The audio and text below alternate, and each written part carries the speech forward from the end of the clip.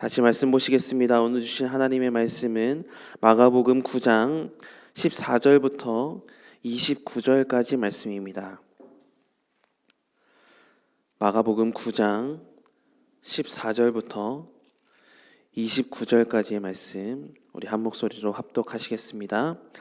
이에 그들이 제자들에게 와서 보니 큰 무리가 그들을 둘러싸고 서기관들이 그들과 더불어 변론하고 있더라. 온 무리가 곧 예수를 보고 매우 놀라며 달려와 문안하거늘 예수께서 물으시되 너희가 무엇을 그들과 변론하느냐. 무리 중에 하나가 대답하되 선생님, 말 못하게 귀신 들린 내 아들을 선생님께 데려왔나이다. 귀신이 어디서든지 그를 잡으면 거꾸러져 거품을 흘리며 이를 갈며 그리고 파리에 지는지라. 내가 선생님의 제자들에게 내쫓아 달라 하였으나 그들이 능히 하지 못하더이다. 대답하여 이르시되 믿음이 없는 세대여, 내가 얼마나 너희와 함께 있으며 얼마나 너희에게 참으리요. 그를 내게로 데려오라 하시매 이에 데리고 오니 귀신이 예수를 보고 곧 그 아이로 심히 경련을 일으키게 하는지라. 그가 땅에 엎드러져 구르며 거품을 흘리더라. 예수께서 그 아버지에게 물으시되 언제부터 이렇게 되었느냐 하시니 이르되 어릴 때부터이니이다. 귀신이 그를 죽이려고 불과 물에 자주 던졌나이다. 그러나 무엇을 하실 수 있거든 우리를 불쌍히 여기사 도와주옵소서. 예수께서 이르시되 할 수 있거든이 무슨 말이냐. 믿는 자에게는 능히 하지 못할 일이 없느니라 하시니 곧 그 아이의 아버지가 소리를 질러 이르되 내가 믿나이다. 나의 믿음 없는 것을 도와주소서 하더라. 예수께서 무리가 달려와 모이는 것을 보시고 그 더러운 귀신을 꾸짖어 이르시되 말 못하고 못 듣는 귀신아, 내가 내게 명하노니 그 아이에게서 나오고 다시 들어가지 말라 하시매 귀신이 소리 지르며 아이로 심히 경련을 일으키게 하고 나가니 그 아이가 죽은 것 같이 되어 많은 사람이 말하기를 죽었다 하나 예수께서 그 손을 잡아 일으키시니 이에 일어서니라. 집에 들어가심에 제자들이 조용히 묻자오되 우리는 어찌하여 능히 그 귀신을 쫓아내지 못하였나이까. 이르시되 기도 외에 다른 것으로는 이런 종류가 나갈 수 없느니라 하시니라. 아멘. 마가복음을 쓴 저자 마가는 마가복음을 통해서 두 가지를 강조하고 있습니다. 첫째는 어제 말씀으로 보았던 변화사 사건 이전의 말씀들을 통해서 예수님이 누구신지에 대해서 명확하게 선포했습니다.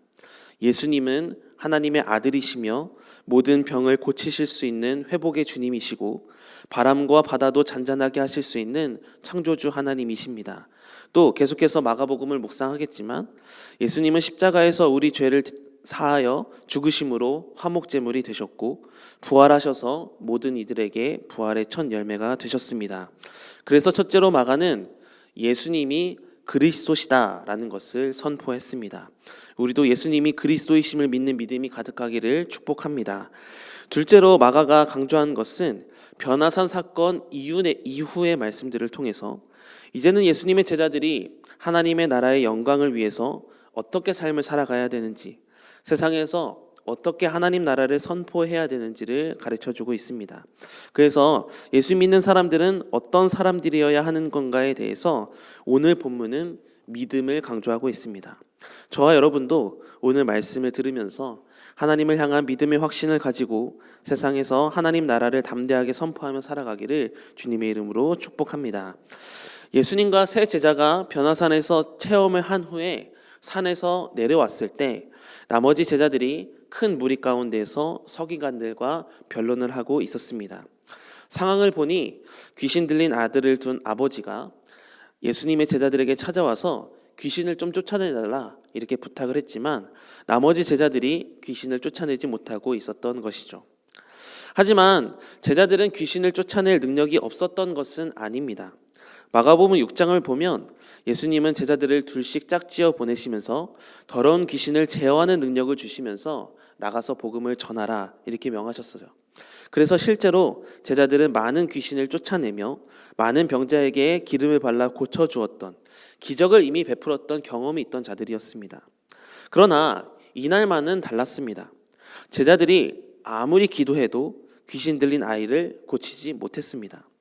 그런데 예수님은 제자들이 귀신 쫓아내지 못하는 그 이유를 오늘 본문 19절에서 이렇게 말씀하십니다. 대답하여 이르시되 믿음이 없는 세대여 내가 얼마나 너희와 함께 있으며 얼마나 너희에게 참으리요 그를 내게로 데려오라 하시매. 이렇게 말씀하세요. 예수님은 제자들을 보시면서 탄식하셨는데 믿음이 없이 능력만을 행하려고 하는 그들의 어리석음을 지적하고 계시는 겁니다. 그런데 더 나아가서 귀신 들린 아이의 아버지가 예수님께로 나와서 이렇게도 고백합니다. 22절의 말씀인데요. 귀신이 그를 죽이려고 불과 물에 자주 던졌나이다. 그러나 무엇을 하실 수 있거든 우리를 불쌍히 여기사 도와주옵소서. 아마 이 아버지는 아이를 향한 소망을 다 잃어버렸던 것 같아요.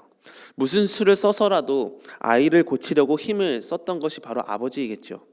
지푸라기라도 잡는 심정으로 마지막이라는 생각을 가지고 예수님의 무리를 찾아왔지만 제자들이 아무리 애를 써도 아이가 고쳐지지 않아서 그런지 자포자기하듯 그들의 선생인 예수님께 찾아와 이렇게 고백한 겁니다. 무엇을 하실 수 있거든 우리를 불쌍히 여기사 도와주옵소서. 귀신 들린 자의 아버지도 제자들처럼 믿음 없이 예수님께 나왔다는 것이죠. 그러나 예수님은 아버지의 정신이 번쩍 들도록 이렇게 경고하시며 말씀하셨습니다. 오늘 본문 23절의 말씀인데요. 예수께서 이르시되 할 수 있거든이 무슨 말이냐 믿는 자에게는 능히 하지 못할 일이 없느니라 하시니. 예수님은 온전한 믿음을 요구하셨습니다. 믿음이라는 것은 하나님을 전적으로 신뢰하는 것입니다. 나는 무능하지만 하나님은 전능하시며 그 전능하신 하나님을 온전히 믿는 것이 주님이 우리에게 요구하시는 믿음이다라는 것이죠. 이에 얼른 정신을 차린 그의 아버지는 믿음 없음을 도와달라고 자신의 불신앙적인 태도를 극복해달라고 절규합니다. 이러한 태도를 예수님은 그의 믿음으로 인정해 주셨고 그 자리에서 귀신 들린 아이의 병을 고쳐주셨습니다. 마가는 이 본문을 통해서 제자들이 삶을 살아가야 할 태도에 대해서 분명히 말씀하고 있습니다. 바로 예수님을 향한 온전한 믿음을 가져야 한다라는 것이죠. 제자들의 모습을 보십시오. 그들은 과거에 자신들이 체험했던 그 시간에 여전히 사로잡혀 있었습니다. 예전에 귀신을 쫓아내 봤으니까 지금도 쫓아낼 수 있을 것이야. 이런 착각 속에 그저 자신들의 경험만을 바탕으로 행동을 했습니다. 그들의 행위에는 믿음이 담겨 있지 않았습니다. 예수님을 향한 온전한 믿음이 없으니 능력은 고사하고 사람들과 논쟁을 벌이는 추잡한 모습만 보이게 되는 것을 볼 수 있습니다. 또 귀신 들린 자의 아버지의 모습을 보십시오. 예수님을 가능성으로만 여겼던 그 모습에 어디 온전한 믿음이 있었습니까? 그가 진정으로 믿음 없음을 먼저 고백하고 믿음을 구할 때 예수님은 그 믿음을 보시고 인정해 주시고 기적을 베풀어 주셨다는 것이죠. 우리의 삶에도 마찬가지입니다. 신앙생활하면서 우리가 오로지 자랑하고 오로지 의지할 것은 하나님을 향한 온전한 믿음입니다. 믿음이 없이는 하나님을 기쁘시게 하지 못하나니 하나님께 나아가는 자는 반드시 그가 계신 것과 또한 그가 자기를 찾는 자들에게 상 주시는 이심을 믿어야 할지니라. 이 히브리서 11장 6절의 말씀처럼 믿음이 있어야 우리는 하나님을 기쁘시게 할 수 있고 믿음이 있어야 우리 삶에 하나님의 기적이 나타나게 되는 줄 믿습니다.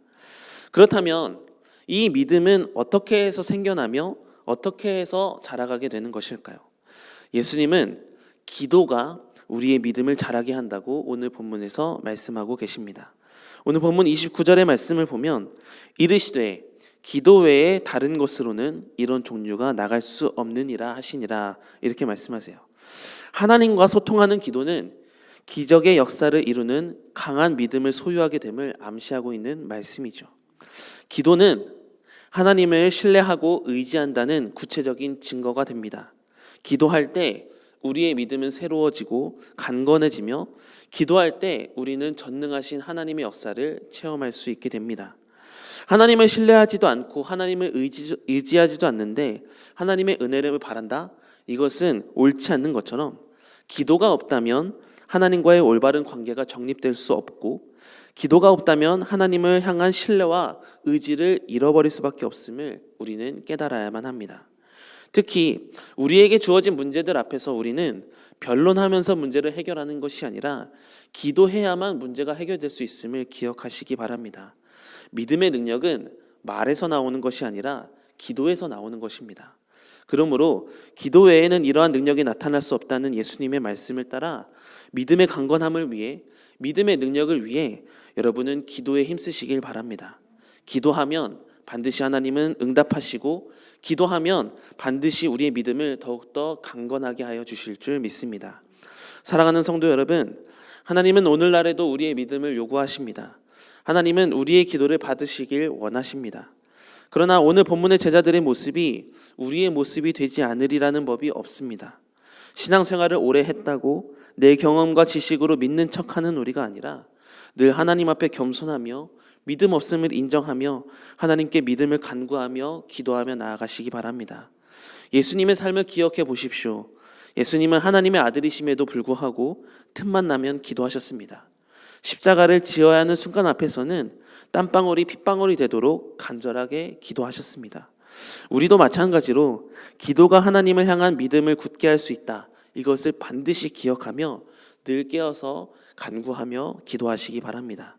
겨자씨만한 믿음이 있을지라도 그 믿음을 가지고 주님 앞에서 간절히 기도한다면 주님은 그 믿음을 크다 여기시고 믿음의 기적을 베풀어 주실 줄 믿습니다. 바라기는 기도의 사람, 믿음의 사람이 우리가 되길 소망합니다. 그래서 오늘 하루도 하나님이 주신 은혜를 맛보고 하나님이 주신 기적을 간증하며 살아가는 여러분의 삶이 되시기를 주님의 이름으로 축복합니다. 기도하시겠습니다. 사랑해 주님, 감사합니다. 예수 그리스도를 나의 구주 삼고 성령의 능력으로 거듭난 삶을 살아갈 수 있도록 은혜 베풀어 주시니 감사드립니다. 우리가 하나님 앞에서 믿음이 크다고 자부하는 어리석음을 범하지 않게 하여 주시옵소서. 늘 날마다 겸손함으로 믿음 없음을 인정하며 하나님께 새 은혜로 새 믿음을 구하는 인생이 될 수 있도록 인도하여 주시옵소서. 믿음을 강건하기 위해서 기도하라는 말씀을 오늘 우리에게 주셨으니 늘 깨어 기도하는 자가 되길 원합니다. 기도의 영을 허락하여 주시옵소서. 기도하기에 방해하는 사단의 권세를 주님의 이름으로 물리치게 하여 주시고, 기도할 때 주시는 주님의 음성을 듣고 기도하며 응답하시는 하나님의 기적을 체험할 수 있도록 인도하여 주시옵소서. 오늘도 마음의 소원을 담아 기도 제목을 올려드리는 주의 백성을 긍휼히 여겨주시고 하나님만이 주실 수 있는 크고 놀라운 은혜로 갚아 주시옵소서. 감사드리며 예수님의 이름으로 기도드립니다. 아멘.